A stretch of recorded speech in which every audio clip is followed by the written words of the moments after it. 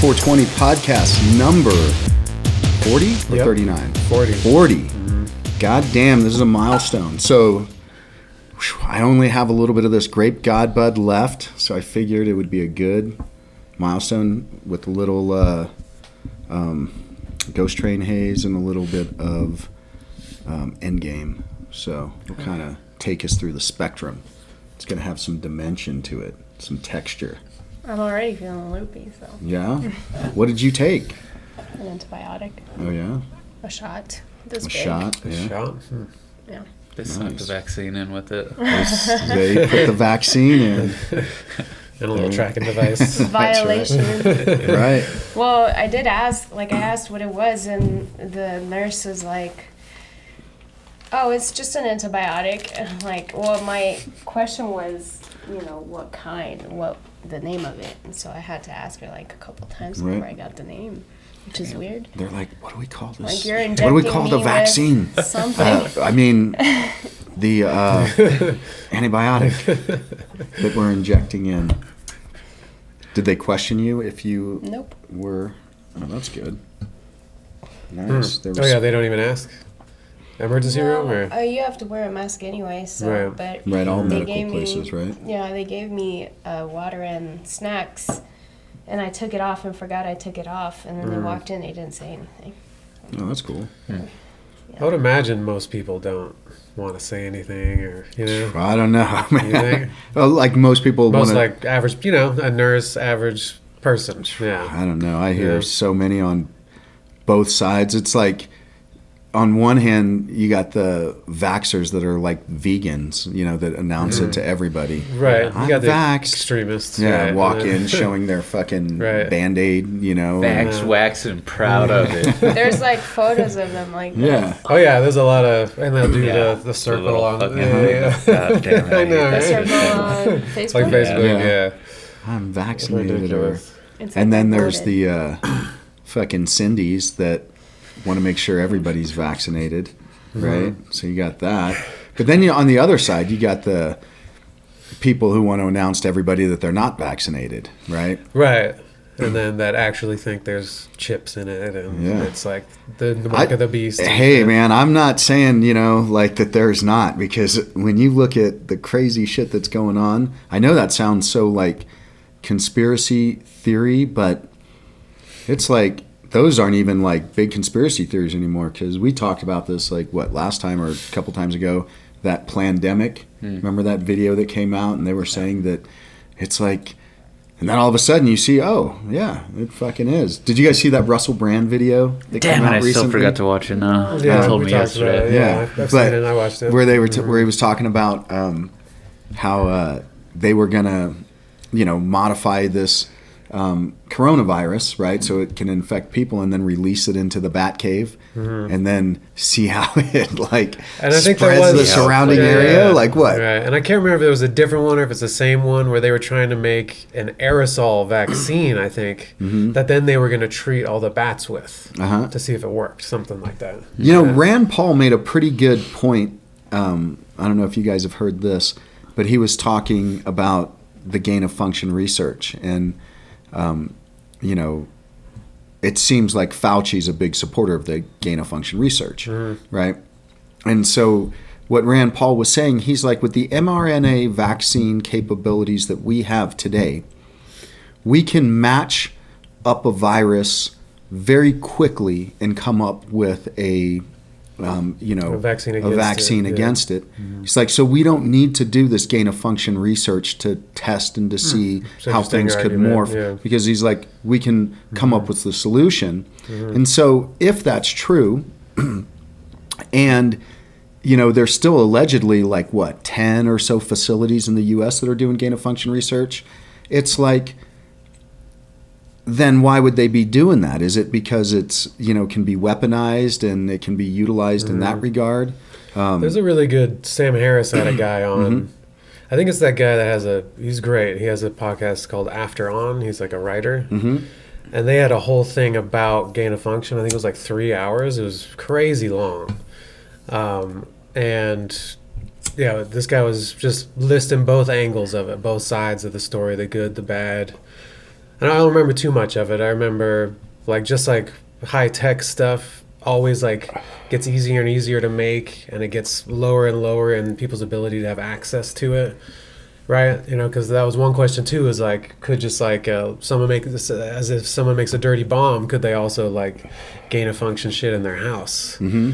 And things will go more yeah. and more that direction. You know, he was saying there are some just like technical bars against that happening, like, but maybe in like college level classes, Yeah. they would have that ability. Did you ever watch Joe Rogan Questions Everything? The show he had on the Sci-Fi I saw Channel? maybe a couple episodes. It's like from a few years back, Yeah. but it's actually pretty bizarre when he does, because they've got an episode where he goes to the center of viruses and shit down in Texas. Yeah, that's right. Yeah, Him and Duncan go down there, and one of them actually lays shit out almost the way that things are happening right now. And I think it was on that same episode when he tells them like probably around the year 2018, 2019, you'll see something make this jump. And then but they go around to these independent facilities. So I know you're saying there's like 10 of them that we know of, but then what you're saying is there's like they go to these independent facilities where these chemists can basically just rent a space out and do whatever they want to inside of this fucking warehouse. Who knows, and they'll in give them other countries beakers too. and Right. you know all the equipment and everything, and it's like they can sit there and tamper with viruses and experiment with shit. Pretty Yeah. crazy. Yeah. Yeah. And then you've got that whole CRISPR thing, right? People can do CRISPR, right? So Yeah, you can all those technologies, they get more and more accessible. Yeah, Uh-huh. and how dangerous that they are. Yeah, right? they That's could be. we were talking about that. Remember you had that quote on it, the everything vast that enters the world has yeah. a curse or something like Yeah. that. Because everything with technology, you know, like maybe the gain of function, maybe they obviously have good reasons or reasons. They have reasons. yeah, reason maybe good to them. Right, and they have a point, but at the same time, it makes all these dangers. So it's like a two-sided. Everything is like that, Right. Like nuclear, you know, can provide energy, clean energy. Yeah. Yet someone could make a bomb or a Fukushima could happen. Right. It's like Elon with the fucking Neuralink too. The Neuralink, yeah, Oh, that's yeah. a Or crazy AI, one. Google. There's always the Social other media. side of the coin, right? Right. And that's where that like I think it was that Alan Watts quote that he was talking about, or not a quote, but you know, it was one of his lessons that they were talking about with genetically altering, right? Where he's saying that there's a balance in the world that we don't understand where that balance sure. is. Yep. And so if there's too many scientists, does that take it out of balance? If there's too many of whatever, Right. and if we don't know that, it's really risky for us to think And that's the danger. that we can change it. And that's where that, you know, like what Elon Musk is doing with the Neuralink. And, Right. you know, there was that guy who left Neuralink not too long ago and was saying that there's some potential, you know, issues. Right. Yeah. Yeah, I don't know. Like people are gonna start getting hacked. They're just gonna hack. Oh, into yeah, your into your brain, yeah. Well, right. And so then there's that, what, again, allegedly, I don't know if this is true or not, but when you can't find, you know, when there's information that's suppressed, then it makes you go down some of these dark avenues, right? Where they're saying that there's this, I guess, carbon molecule that encases the spike protein in the vaccine, and it's a superconductor. You know, allegedly, it's one of the best conductors. So, you know, and then recently MIT put out that paper that they can, it delivered through vaccines, inject, and I don't know if it's like, I read the paper, but it was kind of like, I don't know if it was like a metallic dye or something, but they can like read your, you know, like medical history through it and, you know, access different types of information. Obviously, it would have to be input at some level, right? But Yeah, they had that They back in said the day. that- yeah. I remember seeing, like, I think Alex Jones was, like, all about it for a while, like, that they were going to chip our kids. And there was, like, some news That was shows. on Zeitgeist. That was that. Oh, yeah, was it? Okay, came yeah, out in yeah. like 2000. And they were like, it'll stop your your kids from being kidnapped. And again, Yeah. it's like a valid, like Yeah. that makes some sense. Right. And I mean, it's like the scary consequences or whatever. Now it's in animals. You can put it in your dogs, right? Yeah. Have you ever have they ever mentioned that? They or are seen doing that? it with kids too. Like parents have the option to. You think? Yeah. Isn't No, there an no, it's episode like similar legit, to that yeah. Sure, they're- in Black Mirror? Probably. They're, Yeah, there's an Uh, episode similar to that. But isn't that Tracking. like, I just turned off all my tracking on my phone this Yeah. morning. I watched some YouTube video about it and like how much battery usage all these like Yeah. privacy things use. Uh-huh. You know, Like a lot of the apps just have it, and you don't have the GPS running when you're not even using it, and you can see it pop up. So you have to like turn that off, or yeah, there's if like you a ton. need it, Yeah. you know, only while you use it, Yeah. which is also. Yeah, there was a lot of like backdoor things. You know, you could turn off if they can use your ads. You could turn off like even it asks you allow while I'm using this app. It still has all these other apps that it's using when you're not using it. It's like you have to go in and then double click something else, right? There's Well, there's they're like a ton just of them. using the opt out. You have to opt You have to out, opt out, yeah. otherwise They- it's Yeah. on because they're Yeah. just using people's laziness in that regard. Right. Because people Yeah. don't want to read, don't want to go. I'm not through gonna it. read that whole fucking And so, agreement. and if they Right. have to, then they will never. That's opt why in. it's so long, right? Well, and it's so totally on small, purpose. too, Right, like- But, right. like imagine having that for opting in. You're never Yeah. gonna opt in at that Right. rate. So you're just Yeah. gonna have it where it's Right. already opted Yeah. in, and then. and then you got to read that long ass thing to opt out. You're like, Uh-huh. fuck this. Let me just opt out. There was a Yeah. point where Apple hid in the user agreement. I think it was in like the second to last paragraph. It was like a couple $1,000s if you basically read through the whole thing and you read that point. It was like if it literally just said, "Come to us and you'll get your prize Oh, money." okay, because nobody would read Yeah, it. some dude That's actually funny. read the whole thing and he fucking claimed the money and then yeah, I That's think that hilarious. was probably like 8 years ago or something. They're like the first 10,000 people who do this, and like one person. I heard it. I mean, that's a study in itself. Yeah. for It's a sure. way for them Do to people? get feedback on. Yeah, yeah. Right. Does anybody read this? And They're they're like, like, no. So awesome. What can we do? Let's put a bunch. It's There's like so many but things. it's like this fucking infrastructure bill, right? That they're trying to pass. It's like Yeah. 2,900 pages. Right. That's like 5 reams of fucking, And it's not a just ream of regular paper. English. Yeah. Oh, not at all. But right? who's gonna Yeah. read that shit? I Right. mean, that's so fucking Is it just their bogus. assistants, like all the senators? Do they even read it? No, I don't think Yeah, anybody right. Like reads the it. noble Honestly, language. I think they probably read the section that they have an There's like a interest summary in. or a paragraph Yeah. at the top, like a study or whatever. Yeah. Yeah, it's interesting how they've been using that stuff. Like you hear about it a little bit. That's when politics honestly gets a little boring to me. Because then it's like, oh, well, they instituted this law back in the day, so then they could slip this thing in. They say it's infrastructure, but really it's this other thing, and they slip this thing in there and that thing in there, and they call it something. Right. Chain of loopholes. Yeah. Oh, yeah, yeah, for sure. It is like that, huh? Yeah, it's Yeah. just And that's fucking- when I start to completely distrust the Yeah. whole thing when No. I see all that the stuff. whole thing It's is fucking. Yeah. I mean, like- and the way they talk. Republicans are just as bad as Democrats normally. Now Democrats have taken it to a new level, right? But up until recently, they're the same fucking animal. You know what And I'm there's saying? a few in there, like There's a few. I more and more like the idea that I need to listen to someone talk Uh-huh. to know anything about them. Right, I agree. You know what I mean? And I feel like I can tell. You know, I feel like I can tell who's smart and knows what they're talking about. And like Dan Crenshaw, right? The calm Tulsi, ones. Tulsi Gabbard, Andrew Yang, right? Like it's interesting too, though, that they're Rand also Paul. like they're kind of like celebrity-esque. These are the 3 I mentioned before. Like Yeah. Dan Crenshaw has a podcast. Yeah. You know what I mean? So they're good at talking to people, like Having an audience, carrying an audience. yeah, an alternate media kind of thing. But them, I'm like, oh, okay. You know, even Bernie Sanders makes some sense to me. I listen to him talk. I'm like, he at least makes sense. He doesn't seem as fake. Like Biden seems like a robot. I get uncanny valley vibes. You know what that is? Like when a robot like is a square box, it doesn't matter. But when it kind of looks like a human, but it's a little off, it looks Yeah. pretty human. It gives you this like disgust. Like thing. Yeah. I think a lot of those politicians are like that.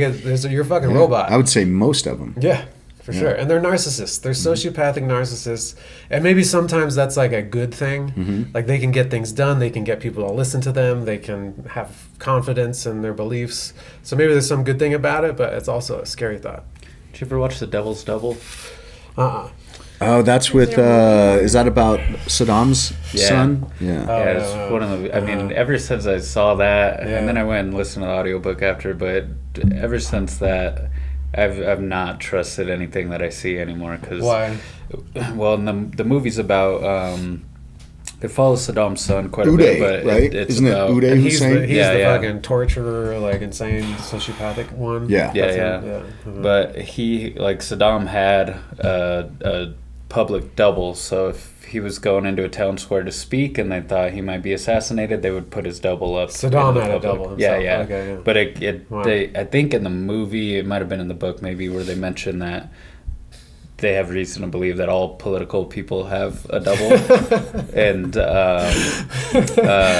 there was a lady, I don't know if it was on Rogan or a different podcast I was listening to, but that would be a great movie. They were talking about her as the makeup artist for some of these for CIA agents when they need to go undercover and shit. Okay. And apparently she did her own makeup one time as George Bush Sr. Right. And she introduced herself to him, and he couldn't tell the fucking difference. Like, he was freaking the fuck out because he was like, how do you look so much like me?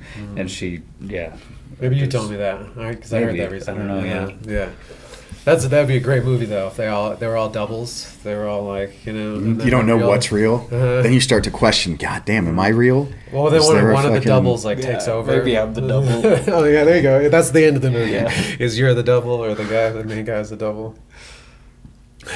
Yeah, that would be like that was the Manchurian Candidate or something. Yeah. Where Denzel, that one. Yeah. It was like a remake, right? But that one was good. The thing with Saddam, though, was they found a guy that looked somewhat like him, and they did reconstructive surgery to make his face actually, and then it was just some touch-ups after that, to like put the finishing touches on him. But yeah, and I think at one point or another, I think the double was assassinated, and they just like swept it under the rug. And yeah. I believe it. Wow, that's pretty crazy. It would suck to be the double in some regards, right? Oh, for sure. Your purpose is to possibly die. Yeah. But I wonder how come there hasn't been a double, and maybe there has been, who's been like, you know what? I'm going to kill the original, and I'm going to fucking take this shit over. I'm the double. Yeah. They're not going to know the difference. Right. That's also the end of the movie. Right? That's the better ending. Yeah. That's a Simpsons episode, which I think is off of an old like horror movie. Right. And his twin lives in the attic, and he feed him like fish heads or whatever. And it turns out in the end that he is the double. Yeah. Right. But so this is what I don't understand. Like when you look at like Hitler, or you look at these super crazy fucking people, Saddam, and they had people that were close to them. Right? And they know how like fucked up they are, but how a lot of these things work in power grab vacuums.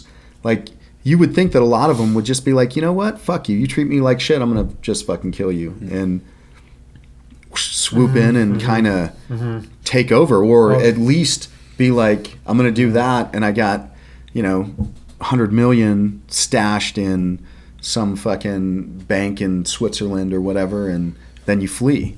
Right. I think maybe like my first thought was it's like there was like some studies on like rats, right? And they would let them fight. That's the one. They would let them fight, and then if one rat's bigger than the other rat, if that rat always wins, then the other rat never wants to fight. Right. Right. And so they don't get to play. It's like their play whatever behavior. But if the big rat lets the other rat win 30% of the time, then they'll always play together. Right. And then there was some other studies with like baboons maybe, where or chimps, and if a leader chimp was like ruthless or whatever and like unfair, then a gang of smaller males would kick his ass and kill him and take or whatever, take over the. Yeah. But if he was a pretty decent ruler, right, then I think, and they were saying if he groomed the others a certain amount, and like there was like some things that some interaction. Yeah. But I would think, and then you hear about like cartel people that they're actually quite honorable in the way. I mean, they may have horrible things that they do, but like gangsters, Italian gangsters, same thing, right? Like, if you do them while they look after your family and shit or whatever, Code of conduct. Right, yeah, they have like a code. So I would think that even Saddam had a code. Maybe someone like his son doesn't. Like maybe there's, that's like the Joffrey thing, right? Again, I'm just watching Game of Thrones or whatever. And there's always like a guy that's just too far, right? He has a lust. He's like a bloodlust or whatever. Right, but I would think a lot of them. But otherwise, that's what they would you think, though, because kill like him, right? They would you assassinate. look at all of those guys, at least from the portrayal of them, obviously, because I've never met a ruthless dictator personally, so I can only trust the portrayal of them. But like Hitler, for instance, right? He's always fucking shouting. There's like spit coming out. So if you're his right hand man, it's like, was he calm? You know what I'm saying? After, is he like when he gets back, he's like, hey man, it was fucking Bill Burr, or is he like yelling at you? Yeah, does he? Yeah. Or he's like at the Olympics. He's like, what would the ride be like after that Olympics when somebody loses, right? The black guy like out races everybody who was at. Remember the first black track athlete or whatever. And it was like he beat all the Germans, and the ride back in the car, Hitler would be all quiet and like bummed out. Maybe we're not the best race after all. Yeah, you're right. But if he yelled at you all the time like that, you'd want to shoot him, right? I mean, right? You'd be like, all right, well, fuck this guy, man. He's obviously, right. It's going to treat me like this over a period of time. You would think that you'd be like Saddam Hussein. You'd look at Saddam Hussein, you'd be like, he kills everybody else. Why isn't he going to fucking kill me? Right? Well, that's got to be part of it too. It's not just like fair, like honorable conduct. I mean, it's also Kim like Jong-un, fear. right? Kim Jong-un, like, he's probably, or one of the Kims at least, through their time, killed the top guy or one of the top guys or one of the inner circle people. Maybe the first one did, huh? To like take the. I'm sure they all did. Yeah. From what I've read, that they've all been a little, aggressive at times. But I guess, he's got to have a food tester, right? Oh yeah. What's that? Somebody that a water tests, tester. Oh yeah. But think of So he has diabetes. Think of if you fuck up in any way, shape, or form that makes them look bad, you're fucking. You're done. Like there was a guy who that Yeonmi Park was talking about, who one of her friends, her dad was a very powerful scientist and was tasked with agricultural production. And so one year they were fucking. It was just a shit year, right? Droughts or whatever. And she was saying that the family was sent to concentration camps and that the scientist guy like disappeared. You know what I'm saying? So he's killed. And then the family that was a status is now all sent to, labor camps and spread out. And so now they're knocked down to the lowest, you know what I'm saying? Like class. Eight generations of dishonor or whatever. So, yeah. I mean, that's pending, right? And what if you got fucking, can the fear go that far down the chain? You know what I'm saying? Where then, because that it's probably not you who's going to fuck up. It's probably going to be your underlings who are going to fuck up, right? And then it's probably not even going to be them. It's probably going to be their fucking people. But you still got to take responsibility for that shit. And you're like that would almost be a sucky ass job to be on upper management. You're like, fuck, one of us is going. Yeah.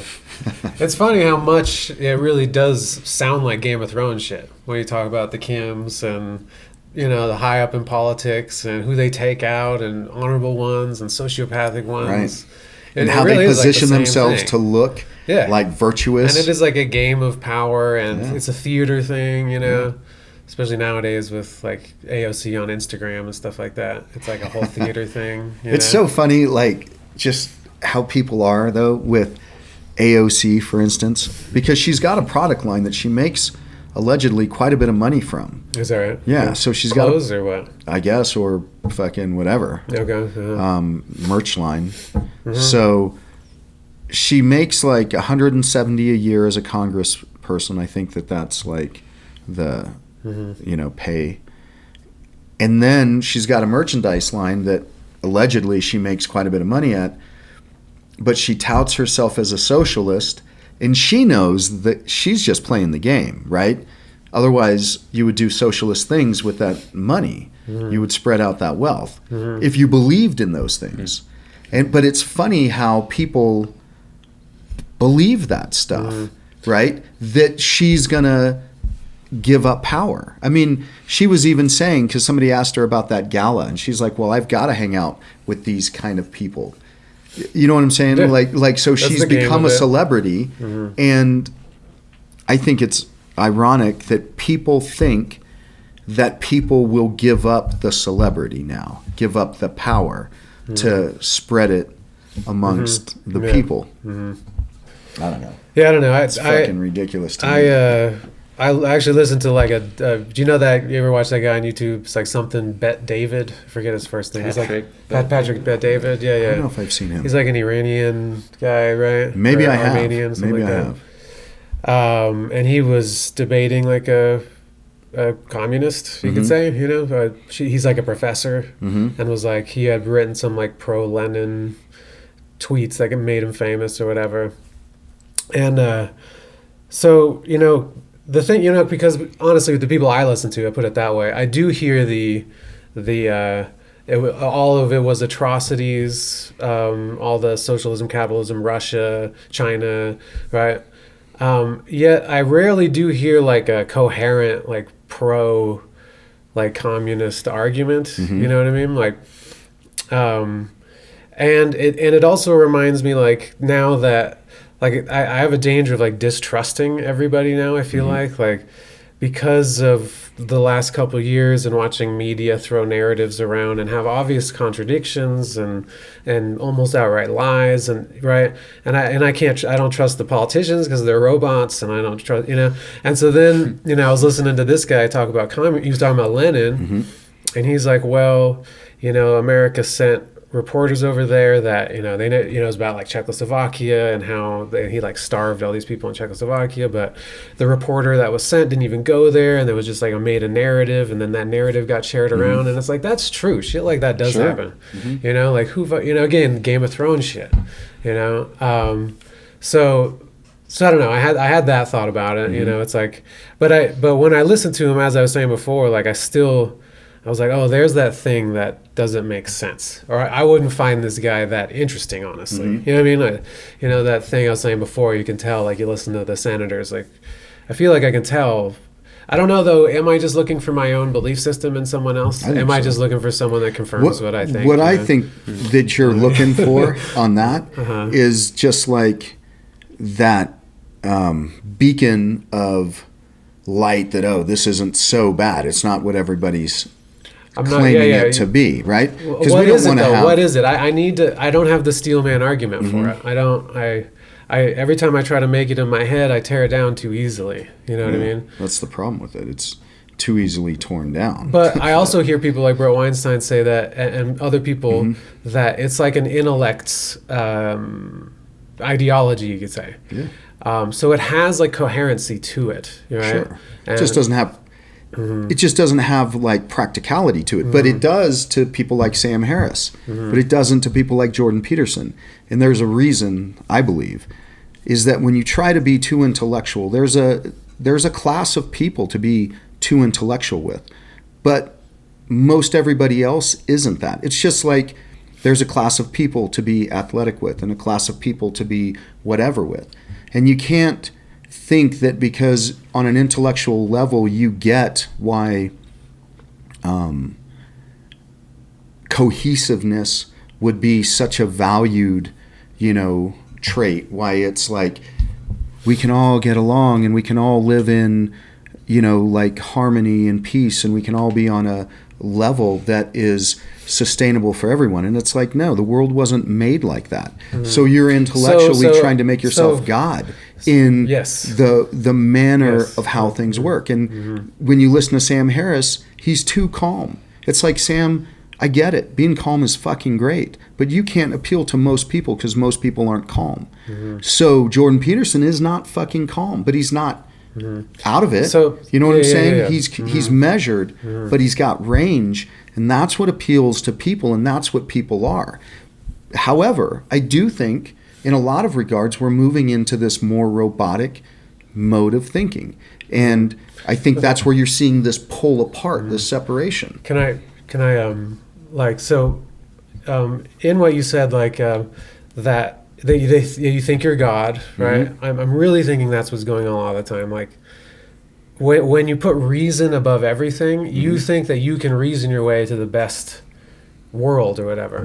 And that, so what I'm looking for also is like, maybe these are values, right? What happens is when I go in to try to understand communism, one of my values just inherently comes to blows with some of the ideas, and it's that value. It's that for one, that you can make the world in your image, essentially, which might be like technically like satanic or something like that. Yeah. You know, he was the one that was like, oh, you know, humans are higher than me. Yeah. You know, he's like, I'm an angel or whatever.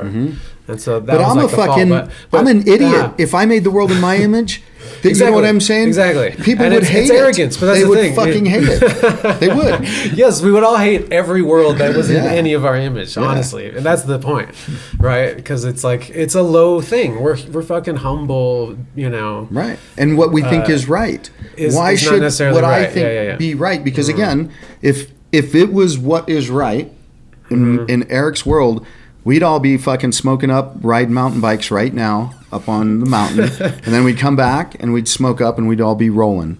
I mean, that would be Eric's world. Everybody would have to be. And then there'd be no farmers. We're And like, we would all die. No, we got to work hard in between. I love working hard in between. Okay, in but I'm between, saying, like, in between. Yeah. those are things. Powder Day, fucking Eric's world, shit ain't getting done because we're going to be up on the fucking hill. Right. But then it would be like, well, really not. There's only going to be certain people up on the hill, because if everybody's up on the hill, they're going to track that shit out, right? Yeah. And so that's where that whole like equality starts to separate, because it's like, well, yeah, Eric wants that, but if all of you motherfuckers are riding the mountain bike trails, then fucking it's crowded. I don't want that. Actually, I just want a few people. That's that idea of socialism. It sounds great together, but then it's like, yeah, I don't want to fucking run that with you guys. It's too much shit, and shit isn't getting done. We might need you guys to get shit done. We're going to hold down the fort going mountain biking, right? I'm going to go mountain biking. You guys get this shit done. So you're right, because you like the aspect that you can make your own decisions about things and do what you want. So the other value I'm seeing that it battles against is just the idea that you could make the world better. I think that's another like thing that is like on the left side of thinking. Is that progressivism? It's progressivism that it could be better. Just that thought alone, like let alone everything that comes after that. So so those two, you know, that's what really makes it hard for me to steelman that side of things. It's this like, is what I think. Can you think. make a utopia and then that you think you're God if you can design. But we got to it or define what utopia is, right? Yeah. Because I think you can make things better, but I don't think it's done in telling people what makes things better. It's teaching people skills, right? So in my belief, this is my belief, if everybody was a little bit fucking tougher, if they had, we've been talking about some words to throw around, but that savagery in them, if they had that fucking in them, the world would be a little bit fucking better. It absolutely, positively, 100% would. There's nothing that would be a downside. Would there be more conflict? Maybe. Or maybe would. But I bet there wouldn't be as much suffering. Because here's the facts. I mean, think about this. If you guys have some ability to fight, right? We just take it into the mat. Like Nick the other day was a good fucking deal. Because I was pissed at him for, what he's doing in the regards of it doesn't make a lot of sense, and that's there's a lot of reasons why that crosses. Now, I support him 100%, but I'm going to make it known. Yeah, dude, you got to think of things in different manners, not just in the immediate sense of things, right? And so when we're throwing, then Nick's a way better boxer than I am, but I'll stand in that fucking pocket with him and hit him hard. And it brings out more aggression, but he's not by any means going to make me suffer. You know what I'm saying? He might beat me. He might beat me down a little bit. He might get some better shots in. But I'm in that fight. I'm hitting him hard. He knows that he can't do crazy shit because I'll catch him. But I got to say in that fight, right? And when you teach people how to be tougher, suffering isn't as likely, because then at least you start to eliminate that that victimization. Mm-hmm. Again, that doesn't mean that there's going to be fairness. That doesn't mean that there's going to be equality. And that doesn't mean that you're not going to get your ass fucking kicked. Yep. But again, you just don't suffer in a manner in which you would by not. So I think those things, and that could be just teaching people to be literate, right? Teach them to be literate. That makes the world a little bit better, type of deal. The problem is, what I think a lot of these intellectuals is, they want to tell people essentially what is going to make the world better. Like what they do or how they believe is going to make the world better. Here's the problem then. So maybe we can't think our way to things, that's one aspect. And then this other thing, what I'm hearing again is maybe something like toughness. Mm-hmm. Or to me, the opposite of thinking that the world could be better, the opposite of that is realizing that it's composed of suffering. Mm-hmm. I could even put it that way. Yeah. It's like a Buddhist, what's that first noble truth? Life is suffering. It's essentially suffering. And that redemption is through suffering. Mm-hmm. So I've talked about this before. You need Darth Vader to become Jedi. You need Sauron, for whatever. You know what I'm saying? You need the bad to make a person actively become what they could become. Right. So I see that as the opposite side of that. So, but something like toughness is a value, right? You could call it it's a skill as well, right? Sure, it would be a value because you've got I'm trying to differentiate it from a logical idea. Mm-hmm. It's just been something I've been thinking about is, again, those presuppositions that everything else is based on. So communism has these and those are the values that I'm my values are coming against it, and it makes it hard for me to understand it. So this idea I found interesting, that one thing that's outside of science is values, right? So I heard this guy say, science can tell you that smoking's unhealthy, but it can't tell you that it's not worse than the somatic or the pleasure you get from smoking. Mm-hmm. It can't tell you what's better, right? It can just tell you one's healthy or one's healthy, one's not. One does this to your lungs over this amount of time. That was the old science. The new science is doing that. That's the problem. The new science is telling you. Because it's not science that's doing it, though. It's the ideology. It's the ideology behind it. And then you change the meaning of things. It's and now veiling it as science. Science, yeah. Right, follow the science. And that's where follow the science doesn't work, because, again, that's a values thing. Values tell you which way to go, how to design society, what's best, which direction to go. Those are value things. So that's something I've been thinking about. That's a difference, too. You got logical ideas about how the world could be, but then there's these things called values that are outside of that somehow. They seem, they're before logic. It's you have this thing first, and then your ideas come after that. You know what I mean? What we were talking about a few episodes ago, right? About the spirit of things. Yeah. Mm-hmm. Yeah. I think 100%. People are detaching from that. They're trying to be too logical, too scientific, too, But they're inherently attaching ideologies and almost religious mindsets to science itself now. Right, turning it into a religion. It is, well, if you will. We all need a religion of sorts, and so we fill it with. Right. I agree, and that so that is it's my opinion. You have that structure, you just have to fill it with something. That's the atheist religion. It's science, and that's materialism, and that's modernity or whatever. It's a program. It's the Matrix. Mm-hmm.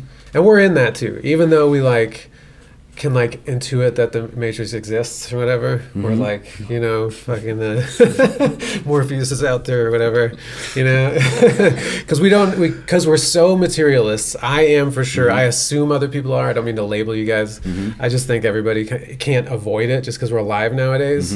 We don't even know what spiritual means anymore. It's this like, it's what I mean. What belief means? You think?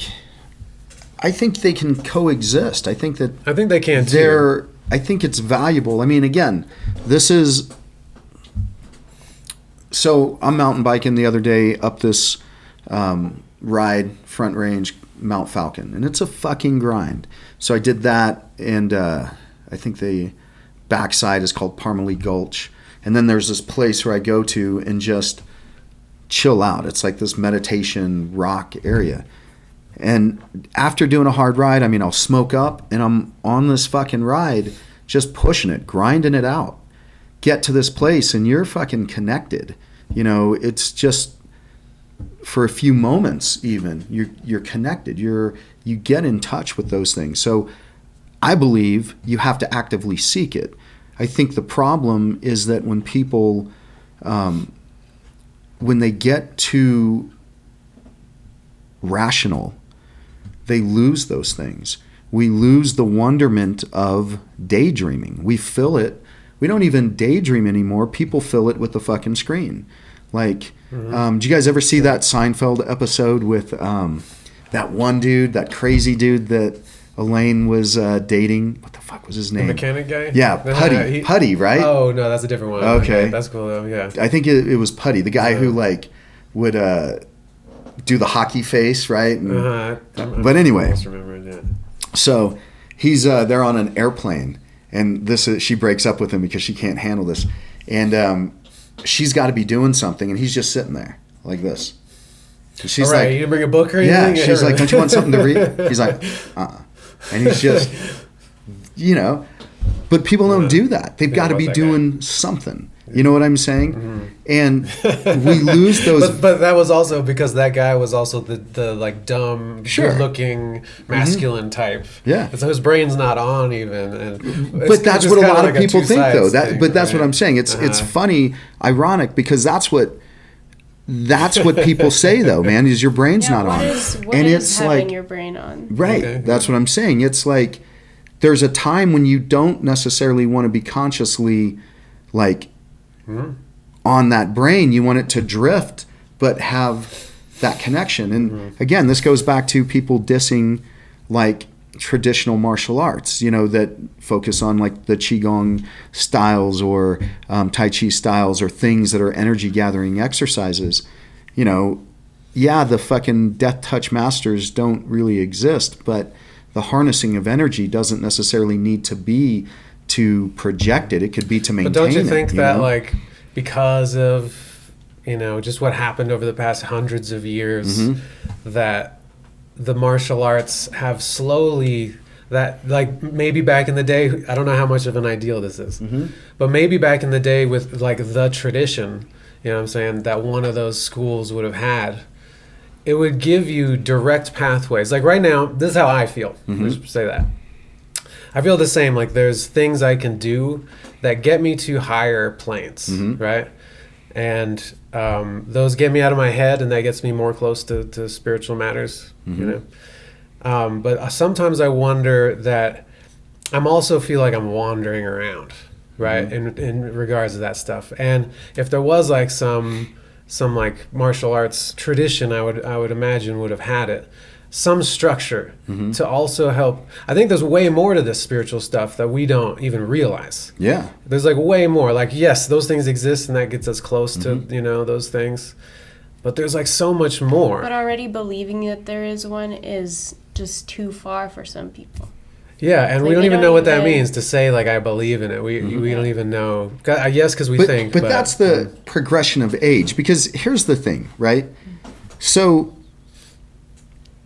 when I see 30-year-olds, right, acting like I do at 50, I'm like, that's a douchey fucking 30-year-old. You think you've got so much knowledge and you're so fucking wise. I'm talking in martial arts, right? I'm like, you don't. You don't have fucking life experience behind you. You don't have these types of things, but you act like you fucking know so much. You're douchey. But I was that guy. We've all been that guy. Yeah. And those are the age things. So the too wise guy, the guy that wants to be too connected too soon, I'm not saying that they don't exist, but the majority of them, you're wanting something too fast. You're trying to skip step, So this is how B and C before you get to D, right? And that's the whole thing of being primal. When you're in your fucking 30s, you should be a fucking savage. You should be that. You should be in your 20s into 30s. You should be a fucking maniac. In your 30s, you should be pulling it together. There's you know what a lot I'm of saying? other things, yeah. Right. And then you start to develop like paths and directions. I mean, how many 22-year-olds did you think were douchey as fuck? And maybe that was great for them. Maybe they're in life and they're rolling, but that had everything fucking plotted out and knew what they were going to do and were just set. I mean, you didn't even want to hang out with those people because they were different. It's like not good or bad. It's just like you're a douchebag for this age. You're fucking right on for the next stage. Right. And so I think as we go on, though, we become more like spiritual. We become wiser. We become, more fulfilled in that manner, and you can experience it more than trying to find it so early. Because, again, this goes back to that idea of the person who reaches enlightenment through the monastery, right? Or the person who becomes a fucking warrior, shitbag, degenerate drunk, fucking whatever, and then navigates his way back on. So I would look at it like this. Like, so what I'm saying about like a tradition, right, that could give us avenues for that, that I feel like we live in materialism, and that there's so much more to spirituality than we can even like grasp, are things like, in India, they have like a life stages thing, for instance. And they're like, when you're young, that's study. That's learn about the world. I think there's even like a lower childhood age. But then up till 25, it's something like that. And then after that, it's like ambition, make things happen, become competent, have a family, be a provider, and protect people, and just things like that. And then there's another one. I forget what the late, late 30s, 40s, 50s. I forget what that one is like. And then the later one, spirituality. And what they would literally do is they would like leave everything. And then they would, in India, they would they would go on a trek to like each family has like their own temple somewhere. And so and sometimes it's really far, and sometimes they would die on the way there or back or whatever. And they do all kinds of asceticisms on the way. And so what I'm saying with like a tradition is not only do they give you like paths and like codes for like to live a good spiritual life, but it also gives you all those things to live just a good life in your early 30s, like how to be in the right place in the right mindset for your age, to be like harmonized with what's going on. And that's kind of what answers what you were saying. Then there's got to be more to spirituality, and I think there is. I think it's, again, though, it's going to be revealed in stages. The seekers of it, I think, oftentimes get lost, but the ones who avoid it or don't want it to exist aren't going to find it anyway. But I think things need to be revealed. Jiu-jitsu, I was telling the class this the other day, it's going to come, right? The more you want it, you're going to be tunneled. Now, you might guess right, but with all the other options, probably not. And so when you become so tunneled, you're not going to see things. So you've got to find that place where it can reveal itself, right? And when it reveals itself, you can recognize it. But you can't also be oblivious. If you're oblivious, it doesn't happen anyway. So you got to find that balance. And I like the reveal. The more that you can direct it, so I call it like corralling. You guys will hear me say that. Corral them into this area. You don't want to force them into a specific, but if I can, if I can corral you or gather you into a side, right, then I know approximately where you're going to be moving. right? And so if I have my weight applied to you in certain manners, I know how you're going to get there. And so if that narrows it down from 8 choices to 3 choices, I'm pretty fucking solid, right?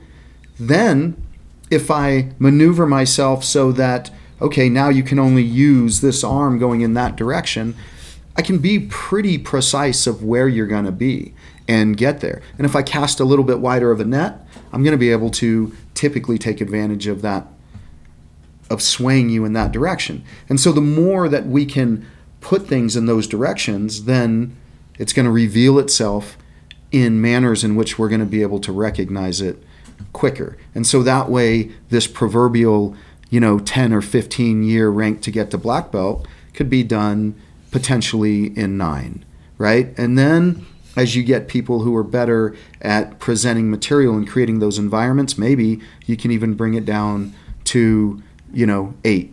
You know what I'm saying? You can make things happen a little bit quicker, but you don't want it to happen too quick, because a 4-year jiu-jitsu black belt should come once in a fucking very rare time. Otherwise, they'd be all of these douchey fucking black belts who are in their mid-20s, right? Early 20s, and they're too young to really understand then what that really even carries, right? Because that carries. It wouldn't carry anything, right? If there was a bunch of them, right?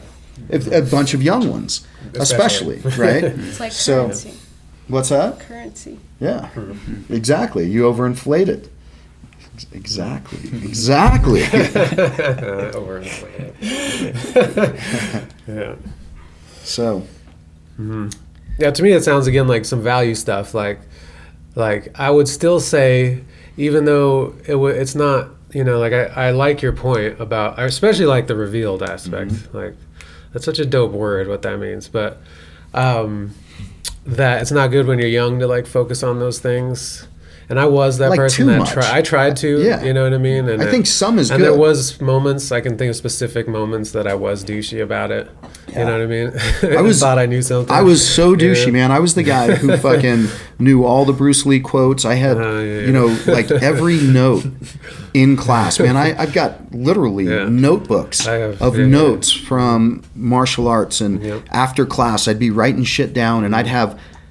so I'd be saying the Japanese words, and I had the posture and, the os, like you had the voice everybody says os now, but it's like os, it comes from here, and it means to carry on with like conviction and, like, yes, I'm going to get it done. And so what do you start to do? An instructor like asks you essentially, do you understand? And you're like, os. You start to, you know what I'm saying? You want to be this fucking Japanese samurai guy, right? You're playing a role, It's like, that's not even what it means. It doesn't mean yes, right? It's got a way deeper meaning. And so then we used to do things like sitting in Seiza. Seiza is a meditation position. And all of this stuff is great, right? But when you're this, 25-year-old just fucking trying to be, super postured and use that deep, Japanese, and we would clap when you'd start meditation, and it'd be like mokso, and then you'd clap again, mokso yame, and you try to like fucking command attention, right? Command respect. And it's like, man, respect is earned, but you don't learn that stuff. There's a funny thing about that in like the yoga scene or the burner scene, where people are like projecting their spiritual ascension all the time or whatever. Exactly. Right. they're looking like, look how enlightened I am. Yeah. Right. But that's what's happened with wokeism. I mean, again, there's some decent ideas. There's some things that it's like, okay, but you're too fucking young to even understand what that means. You don't even understand the context. But critical race theory creates racism. Yeah. But most of these people are too fucking young to understand, because they only see it from this angle. Because they don't get to see it programmed, Right. That's why. Right. And they look at it from, it's not as racist to segregate people, and they'll be happier together. Have you guys heard that crazy shit? Yeah. It's insane. Well, they segregate people in the with all the schools. Cultural appropriation, it's bound to be where it's just, sections. Of Yeah, people. the white section. Got to walk Right. through the halls, and it's the fucking Hispanic section. Also- You're like, But- fuck the Hispanic lockers. Fuck. These guys are Right. got all these little fucking bandanas over their heads, really low. I don't have to. I don't want to walk through that area or whatever. Yeah. Shit coming out of their pockets. Right. You know, Walking through that bandanas. hallway. Shit. I have to walk through the black section.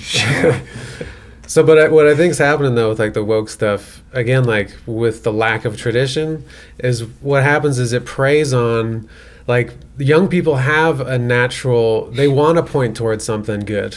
Mm-hmm. They want to do something good. They have compassion. They want to, I even heard that is it Piaget? No, Piaget had. He thought there was even like a developmental age that was called the messianic age, like, and that was like 17 to 25 or something like that. And that's when all these people want to change the world and help everybody. And so there is this thing that's like kids have, But it's a fraudulent, the ascension to something, because again, maybe it's only fraudulent though because our tradition is so broken.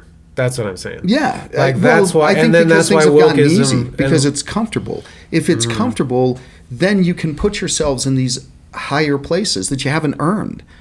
These people haven't earned. A lot of these people, they haven't earned that. They haven't earned those rights. They haven't grown up first. They haven't spent time in themselves. Right. Be But yourself for a while. Right. Earn a voice. Don't just fucking have a voice. Earn it.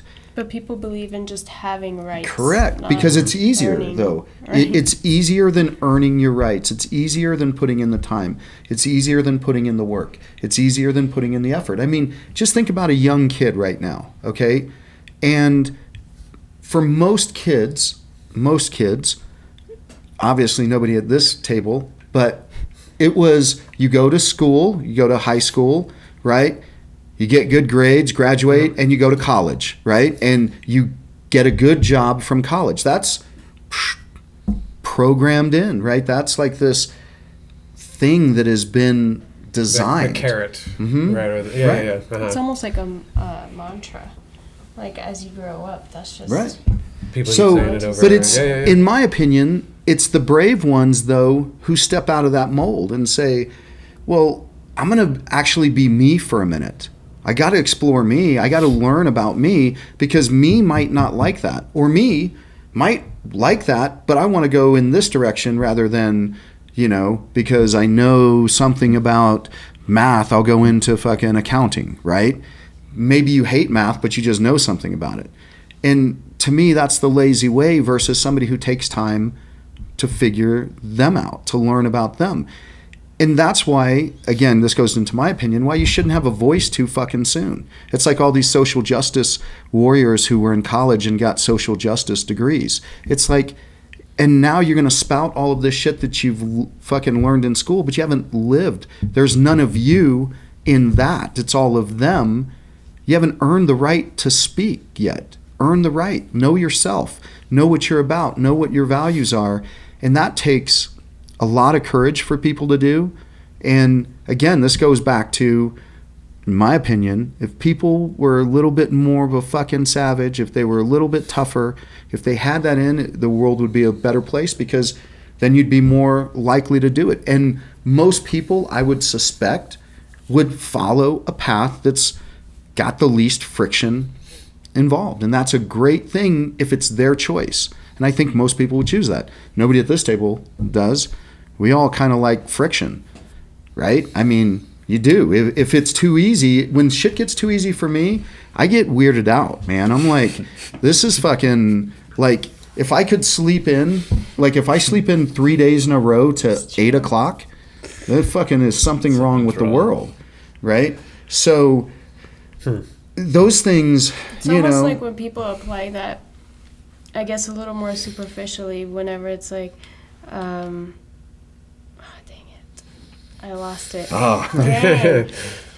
They say that, what you just said, what was it that you said? So what I was saying, if it's too easy, like if things are too... You have to wake up like, if he yeah. sleeps in 3 days in a So row. it's Yeah. whenever something is going, you're having great days, so many of them in a row, you're like, well, that's unusual. Like, where's See, I'm going to counter that because I think you can have great days every day. That's not.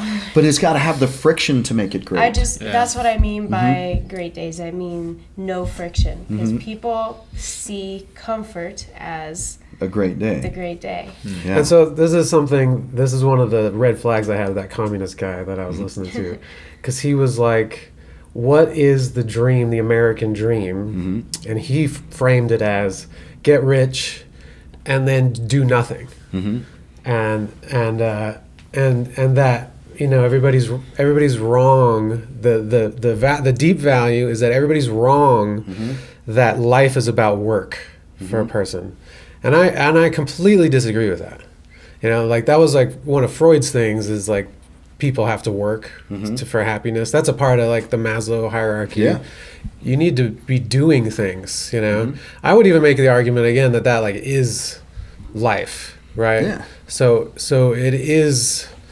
And so I don't even know how many people, like we talk about this. I tend to have a little more faith in people. I feel like, and you're like, people aren't like that, you know what I mean? But I feel like I think the majority aren't. Yeah, I don't feel like people actually want to not work and just sit around on their ass. I think it's the work that they're doing. I think most people are doing what they don't want to do. And then we live in an unhealthy culture with jobs that are deeply dissatisfying. That's exactly what I'm saying, though. The ones that I think are brave are the ones that break that mold for a bit and learn about themselves, because then they can decide. They can make a decision. They've earned the right to make a decision for themselves.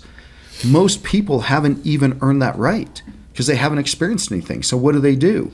I mean, how many Democrat kids are Democrats because their parents are fucking Democrats? How many of them are Christian because their parents are Christian or whatever? It's like, learn about Christianity for yourself. You know what I'm saying? Learn about being a Democrat or whatever for yourself. You've got values that are passed down, but the thing that we don't do, and this is where courage comes in, this is where strength comes in, this is where toughness comes in, is lay those values on the line and start to challenge them and say, what am I about? What the fuck?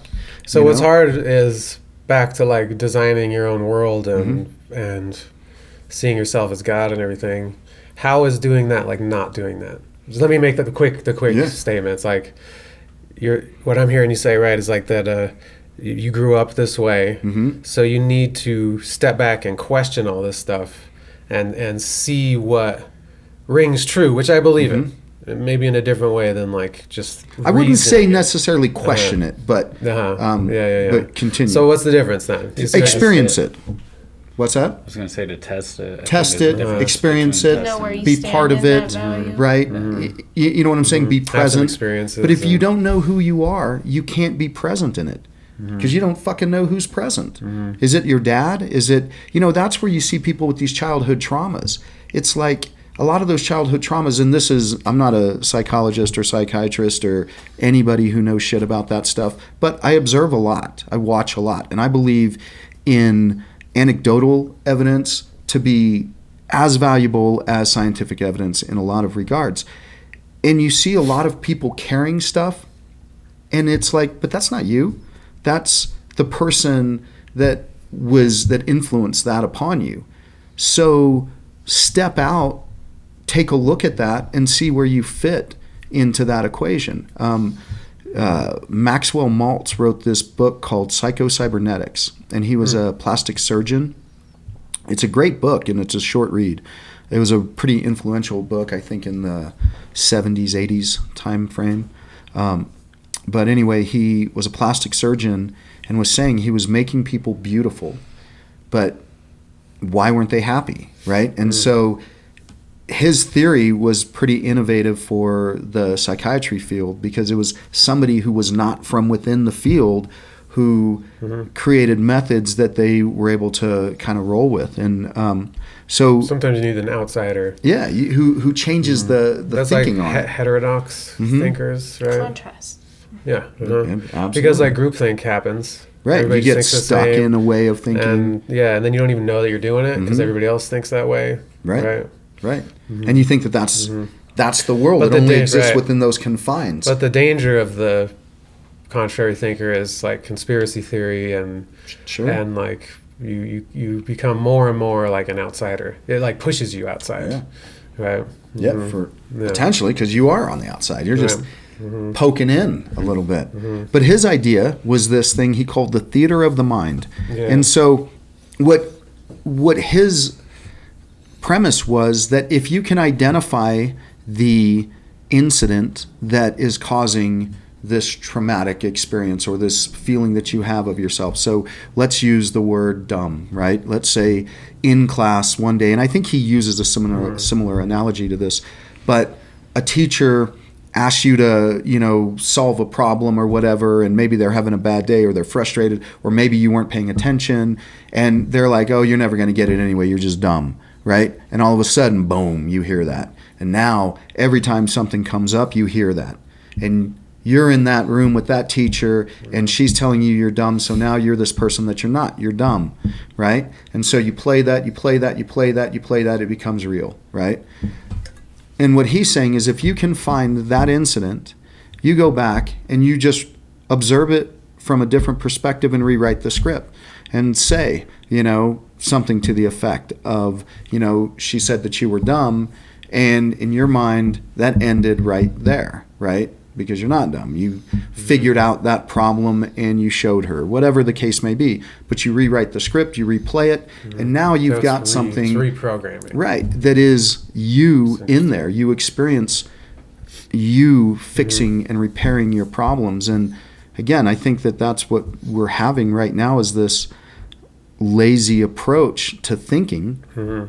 And but what if you can't because that reminds me of something I do in my own head, you know what I mean, that I can't associate a trauma to. Yeah. So what happens if you can't think of the, what I mean? I don't have a trauma.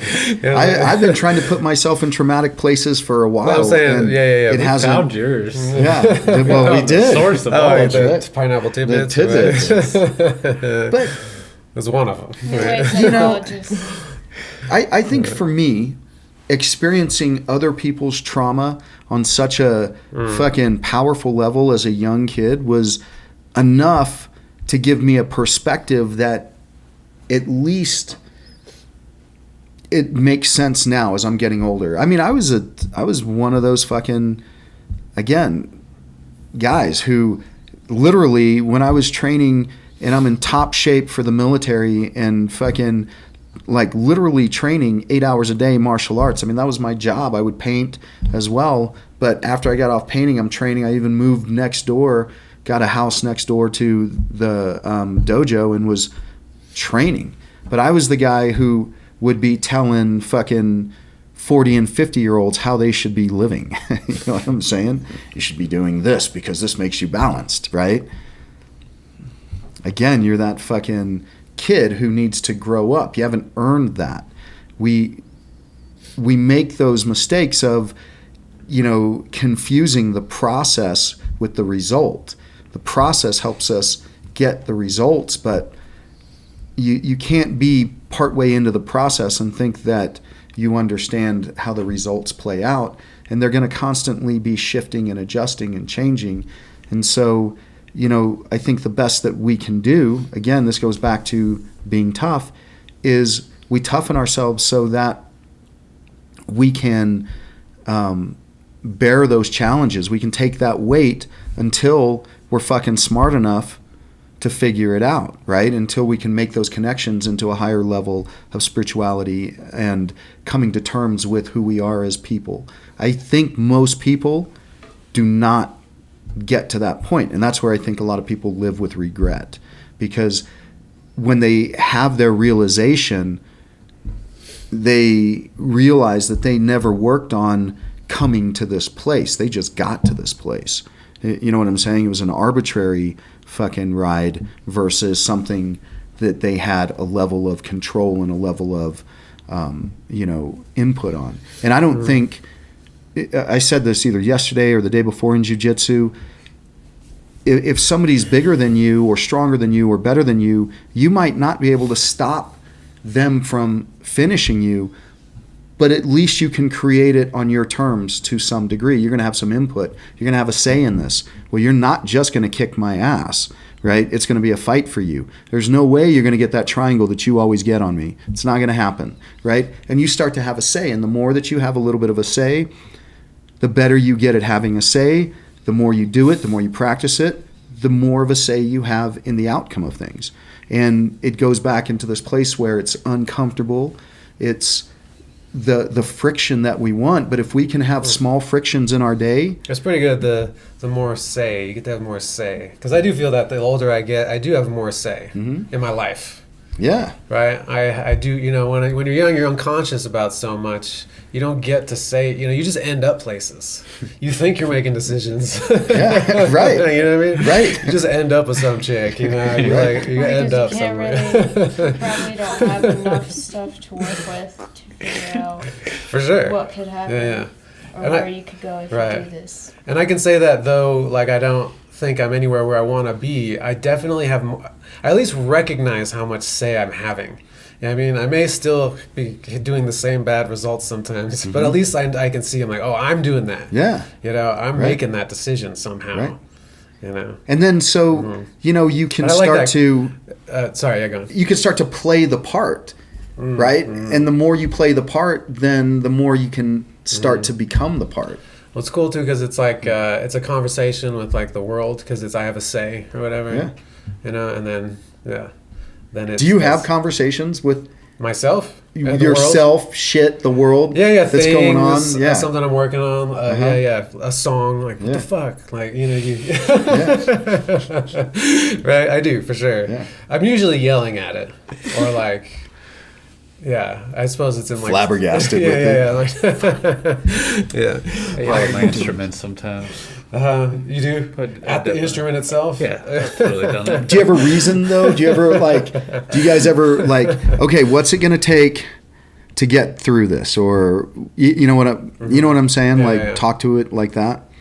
Oh, okay, like kind of, Yeah. right. Ask Yeah. it, hey, man. Hey, what do I need gotta to do? Yeah. I do shit like that, man, and That listen, that does make a lot of but sense. you get answers because a lot of times, whether you know the answer or not, you break it down. I mean, mountain biking. Just the other day, I was I was having some problems with getting around a few water bars. Like I kept on slipping my fucking pedal and almost having to stop.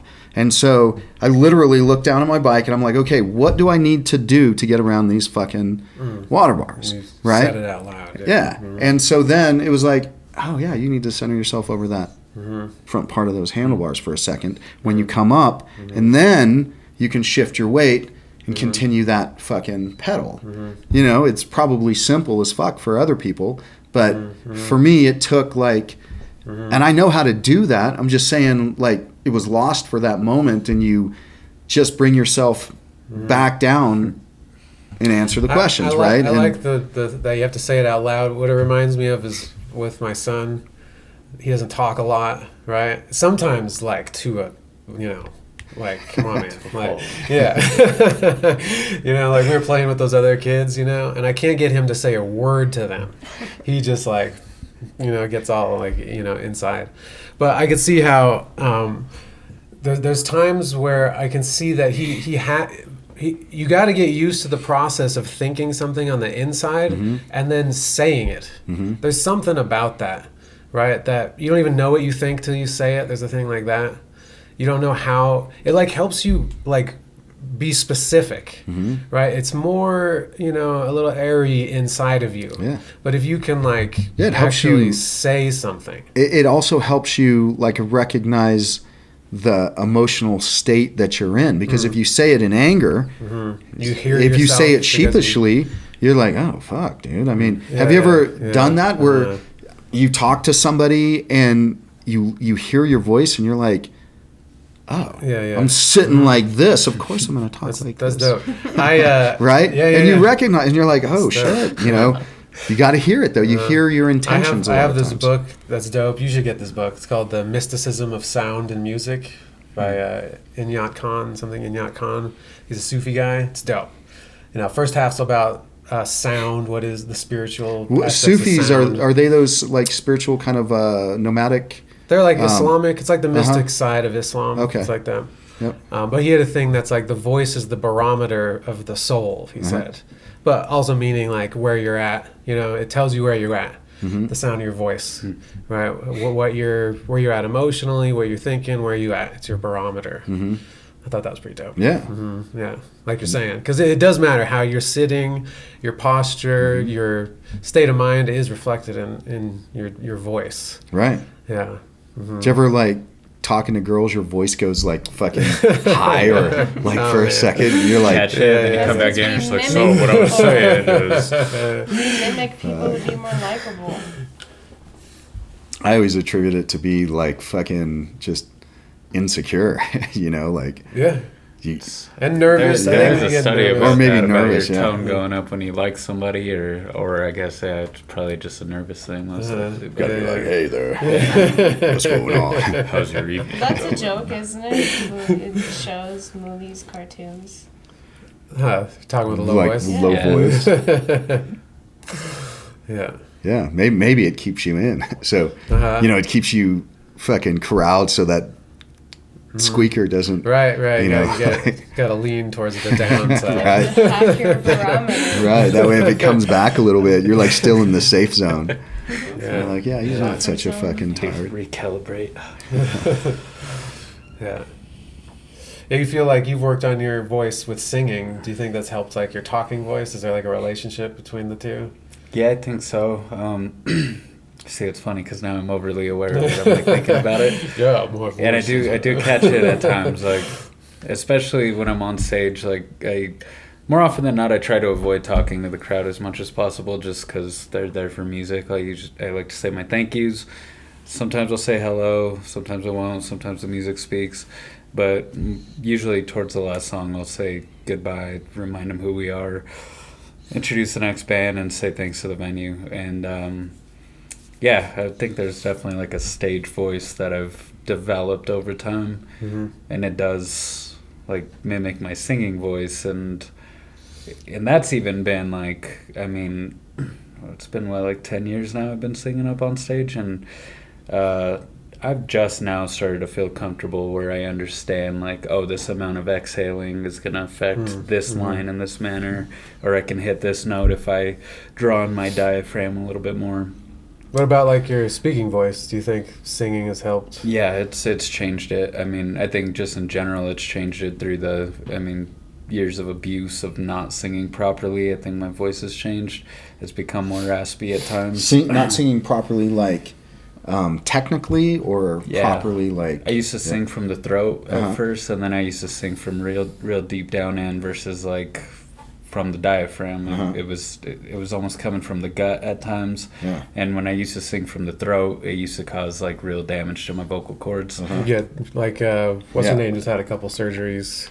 Polyps. I got polyps at one point. yeah. Yeah. Mhm. It put me Yeah, out so you for can like fuck a month yourself and a up. half. Oh yeah, huh? Yeah. And What, I was- just like vibration of it? Is that like? Well, I feel like 'cause Yeah. you're doing it at the wrong tension or something. Right, Yeah. where things were rubbing up Like, against each other. Oh yeah, and then they. Yeah, so there's It almost feels like there's micro tears that was because like it burns. pretty much it with my case was I was putting too much tension into the cords, so they would like, I think they almost became kind of brittle over time, and then I was probably smoking and shit, drinking too much back then, and You're like, smoking cigarettes and whiskey doesn't help my voice. I started having seizures though, and that was when like Oh, no shit. I knew that like this was becoming something serious, and then these started to bulge. Like I had like it literally felt like there's a growth on the right side. No shit. Yeah. Like I how got- much? Like how much singing do you have to do for that to fucking happen? That was that was right before I started Red Sage. That was the last year of our band Liberation, and we had,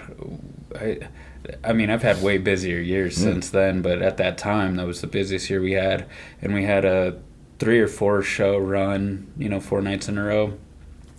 And I wasn't used to that at that point, so, I'm singing with improper technique. I'm not taking care of my body, not sleeping well, not eating well.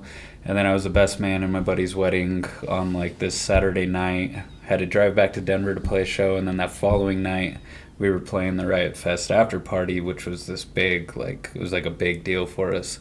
Literally got done with that show. And what was crazy was the guy in the headlining band of that show, he had to go to the emergency room because he blew his vocal cords. That night, I think I almost blew my vocal cords while I was on stage. And when I got home, that was the first time I ever had a seizure. I didn't know what the fuck was going on. My body just shut down when I got home. My girlfriend at the time just started blowing weed smoke into my fucking mouth. And She's like, this will help me. Yeah. Put a pipe in his mouth. Like, No, push on your stomach really hard. She was just shotgunning it in, almost like she was giving me He needs CPR. weed. Yeah. Get this guy weed. The crazy thing is it helped though. Like I He couldn't- starts coming to. Yeah. His like heart starts to beat again. Right? I started to calm down. Like it fucking worked. For what it's worth, it fucking I've seen some of worked. those videos of those Parkinson dudes, and they smoke weed. You seen that? Yeah, You seen yeah, those? yeah. And they just smoke some started- weed, and then they like start stop. slowing down. Yeah. They can talk. Well, that's crazy. So even to a seizure. Yeah. Well. Yeah, and then I had Intravenous THC. 5 over the course of like the following years, and I started to recognize what was going on with my body, and then it was a compounding thing of with no sleep and stress and not eating right and all kinds of different shit, and probably being vegan at the time didn't help either. Probably had one of those like oxygen masks that just pumped weed smoke. Put it on. That would have been dope. Yeah, being vegan at the time probably had a little effect too, huh? I think that was a major part of it. Yeah, for sure. Interesting. Were you into cooking at the time? Yep, I was working at that steakhouse, and While you were I was- vegan? Yeah, it was crazy. yeah. The He's first- like, here's your animal flesh, you fucking murderer. Yo, I used to cook that shit with fucking like extra passion though, because to me it was like I don't want this meat to go to waste. That's right, it's I gonna don't want taste this to better. get recalled, so I need to Right. grill this shit right the first time. Right. Oh wow, interesting. Nice way to put it. They're like frame it in your head so you like do good. Yeah. Make like some good shit. So you can be a I honor you. You do a little ceremony. I honor your spirit. Yeah, Like, sagebrush in the back. blowing tobacco smoke over it. He's like has this big old long tobacco pipe. Just doing a dance in the corner. Yeah. Nice. Yeah, I've wondered about that though with like speaking, if like singers are like, I don't know, because there's something to that ability to like condense thoughts into words, and the tone of voice thing. How some people are like can capture you with their voice. Yeah. Right. They know how to project it well. Mhm. Like, Yeah. because I realize in my mind I might be speaking very loudly. Right. And- I went through that for sure. I was like super But quiet. when I sing, That's why we all lean in. You're like, But why when do I they get so sing, close when we talk? It's like I can tell when I'm using the voice that you can like project more. It's like it's louder, has more like, I don't know what to call it, weight to it. Yeah. And so I think it would help your speech because like you would be able to speak more like Speak from the center. well, yeah, people can hear you, and then you're probably enunciating your words a little more. Yeah. Maybe that's why we made all those like Japanese sounds when we did it, because it comes from here, right? Like, Right. "Os." Yeah, It's like yeah. from that I bet there's center. something to that. Yeah. I bet there is. Well, there. I mean, yeah. we like practiced it. Right. So they come from here. But even in those sounds, right? Well, isn't that like the chanting? Isn't that what the chanting's supposed to do in Yeah, meditation? It's that's like a us. tonal range that you come from, kind of like we would call it the hara, right? So that's the not the heart, Oven, but it's it's the oven. Isn't that what that Yeah, means? Like the the like chi center or something Yep. like that. Yeah. Yep. So. Or fire? Does it mean something about fire? I thought, yeah, something like that. With that word, hara, the Japanese. And so is it like a lot of deep vibrations? I think so. Yeah, the idea with like Hindu, I guess Buddhist monks, and I think even in Hindu with like the Sikhs and such, they would, there's like legend of them putting a candle in the room and they can use their diaphragm to hit certain tones and actually change the color of the flame in front of them, or make the flame grow bigger or smaller. I mean, I think that stuff is.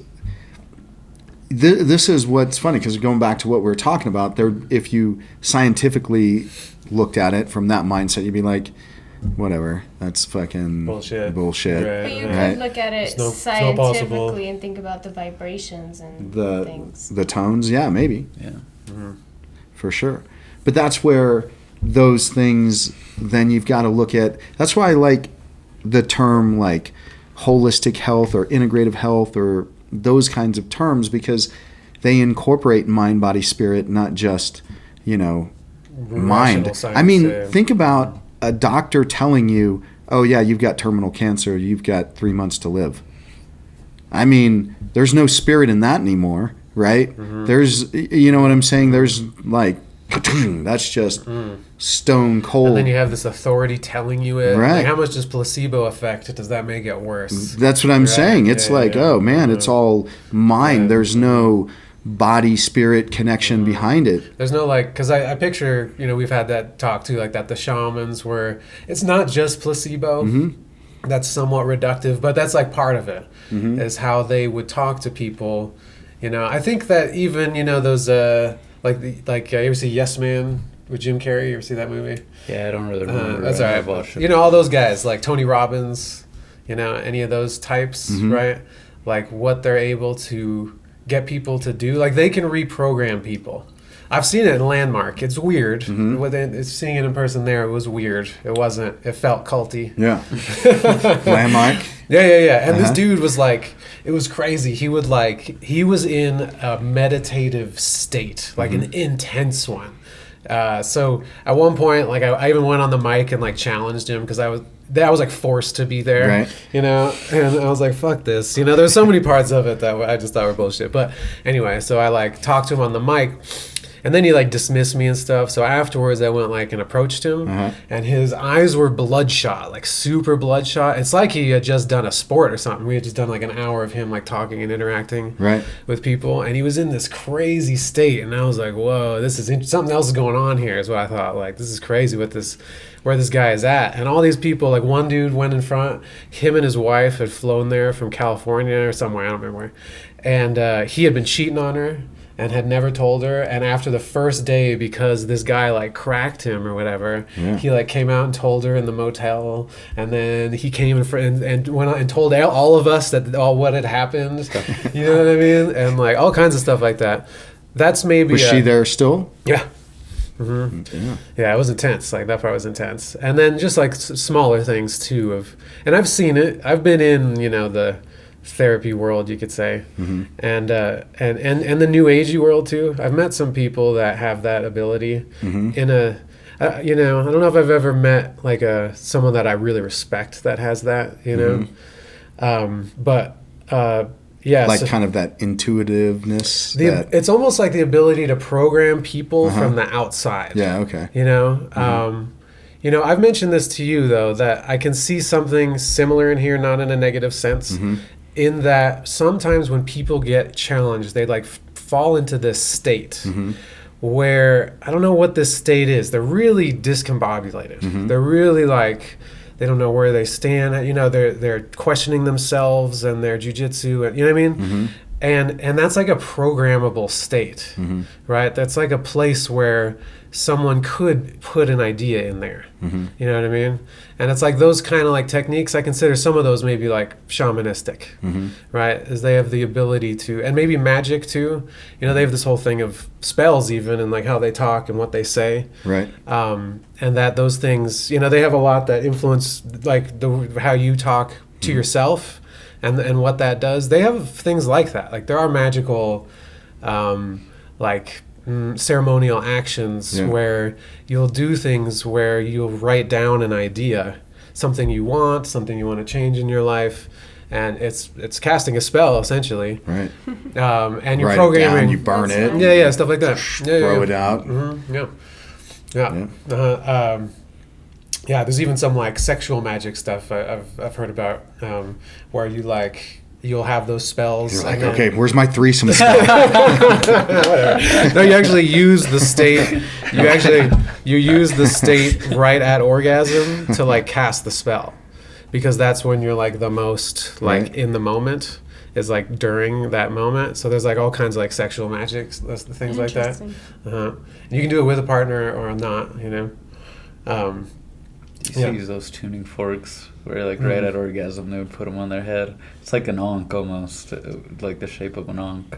And the idea was that it would catch the sexual energy, Okay. recirculate it, and There you go. help you recontain right. and amplify. Yeah. So to make it like longer, to make it more intense. Spiritual things. Basically right? taking the sexual energy so that then you can harness it towards whatever creative thing you want to do. Yeah. Mm-hmm. Yeah. So I don't know. Just I think that stuff's interesting though, like the self-programming, and then there are people that can program other people. Maybe maybe like Hitler could do that. Dude, you know what I mean? Right? I had an Those instructor leaders. who, this is when I was the head instructor of this academy, and again, this was traditional martial arts, Japanese jiu-jitsu. It was great. We did a lot of cool stuff. I attribute a lot of things that I learned to those methods that are positive in my life. But one day there was this student who was having a pretty big problem, and so he wanted me, the head instructor, and he's a lot older, and he wanted me to come in, and he's like, okay, so what's going to happen is he's going to voice what his issues are. I'm going to control that conversation, lead him around. He's going to walk out with these being our goals, right? And he's going to think that he made the decision, right? And it worked like fucking clockwork. I'm just watching him lead this guy. And and it's powerful because that can be used for good things and bad things, right? He was kind of talking about this goes back to an interesting point of, in a lot of regards, he thought he knew what was best for the student. In a lot of regards, he did, right? But still, was it his choice? And that's what I think the left really has a problem, is there might be some things that are good, but it's not for them to determine that they're like leading people. Right. So what about the doctor, though? And then the person has cancer. Should he tell the person, or I guess might say how? Do you see where I'm going now? I would say how. Yeah, like how you say it. But you see what I'm saying, though? Because you could say that the person tells them in such a way that is making them have this placebo effect in a good way. Yeah. But if you're like somehow more honest or whatever, I don't know. Yeah. Well, like in an instance like that, you would ethically, you would think you would have an obligation to have them get their affairs in order. You know what I'm saying? To understand the severity of the situation. I'm just saying, like that you would give someone a choice. Like again, that shaman idea where if someone was sick, he would bring in a chicken, and then they thought that the chicken took the disease, and then the anthropologist was like, "Why? You know that they're just chickens, right?" And he's like, "Yeah, I know." So he's not letting them decide, right? But he's still curing them. Well, right? So I saw a shaman when I blew out my knee, and it was great. We did these energy gathering exercises. I saw her probably for like 2 months, right? And there was a lot of cool stuff. I was really buying into it. And then on the last session that I did with her, she was doing this, kind of like Reiki fucking thing. And she's like, your leg is healed. And, I'm like, all right, fuck, man. Come on. Right. It's you went like, too far with healed. Yeah, it's legitimately blown out. You want to see the MRI? It looks like fucking broken celery, right? So, that's too far. It's like, look, there's a lot of things that you can rationally, like, say, yeah, this is fucking cool. Because when you bring attention to an area, that's what a doctor's doing, just precision, right? They're bringing attention to certain areas so that it'll heal. But your body still has to heal. Your mind still has to heal it. People, I mean, I'm sure we've all met people who've gotten injured, and they've got such a negative, shitty fucking attitude that their injury takes forever. And then as soon as they start to heal, they fuck something else up. And, it just goes from one to the next to the next. And it's like, yeah, well, that is just the way it is. And then you see people who, like, fucking have a positive attitude and they bounce back relatively quick. They're able to navigate, or they're able to say, man, yeah, this fucking sucks. It's going to be a while for me to heal. And they make gains in all of these other areas while they're healing in that area. So, the mindset behind it is so important, and how you lead somebody is important, right? It's a powerful, like, role to have. But this is what I think. Is that, again, it goes back to, if people were fucking tougher, they would have more of a say and an ability to navigate that than ones that don't take that course. And I think you guys have missed something. You think they've missed something that I haven't said today, and I've used it in a way different manner? The P word. Oh, wow. That's impressive. Damn, that's a record amount of time. There's a great, do you know who Kyle Dunnigan is? Yeah.